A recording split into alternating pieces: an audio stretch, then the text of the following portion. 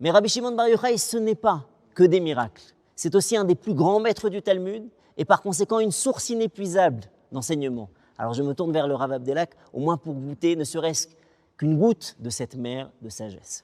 Rabbi Shimon Bar Yochai est évoqué dans le chasse tout entier et répété à maintes reprises pour ses enseignements si riches.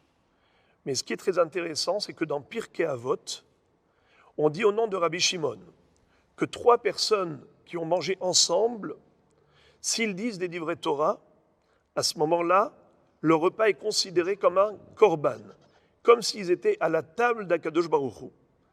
Ze hashulchan asher lifnei Hashem. Il est important de faire remarquer que Pirkei Avot, c'est quoi? Les maximes des pères. On n'a pas rappelé tout ce qu'ils ont enseigné. Comme vous l'avez dit, c'est un océan sans fond. Mais uniquement ce que Huaya Omer, ce qu'ils avaient l'habitude de répéter constamment. Ça veut dire que Rabbi Shimon Bar Yochai répétait constamment la nécessité de dire et prononcer des divrei Torah à table. Pourquoi est-ce que c'était pour lui si important? Il semblerait que par son expérience vécue, lorsqu'il est sorti de la Mehara, avec son fils, ils ont vu des gens en train de labourer et de cultiver la terre. Ils ont jeté un regard foudroyant sur ces gens, en disant « Rosvim haye olam ve'oskim behaye sha'a » Ils abandonnent la vie éternelle au profit de la vie éphémère. « Kol makom shenatnu bo enehem yad nisraf » Là où ils ont porté leur regard, tous ces champs agricoles brûlaient immédiatement. Alors, il y a une voix céleste qui a retenti en disant « Allez ahriv olami yatsatem, hizru lim'aratrem » Est-ce que vous êtes sortis de votre grotte pour détruire mon monde? Alors allez-y, retournez à la grotte. Ils y ont passé encore 12 mois, à l'issue desquels, quand ils sont sortis de là, la Gemara dit, Rabbi Elazar continuait avec sa rigueur de foudroyer tous ces endroits où ces agriculteurs perdaient leur temps à son goût. Alors, Rabbi Shimon Bar Yochai allait guérir et soigner tous ces endroits. Rabbi Elazar mahé, Rabbi Shimon massé.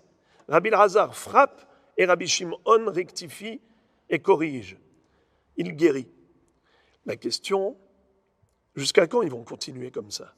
Eh bien, c'est jusqu'au vendredi après-midi, où il voit un zaken qui court avec 2 bouquets de hadas, de myrte. Ils lui disent, mec, où tu vas comme ça? Il dit, bien, je vais chez moi à la maison. Qu'est-ce que tu fais avec le hadas?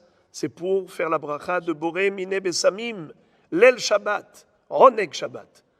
Alors ils lui ont dit, mais un seul bouquet t'aurait suffi pour la bracha de Bessamim. Il a répondu, mais j'ai 2 bouquets, un Keneged Zachor et un Keneged Shamor, Zachor ve Shamor bedibur echad. Alors Rabbi Shimon dit à son fils, tu vois mon fils, combien Am Israël apprécie les mitzvot. Qu'est-ce qu'il a appris de là? C'est que on a labouré la terre, on a cultivé des myrtes, on a dû arroser, travailler longtemps. Mais résultat des courses, qu'est-ce qu'on fait avec le produit de la terre?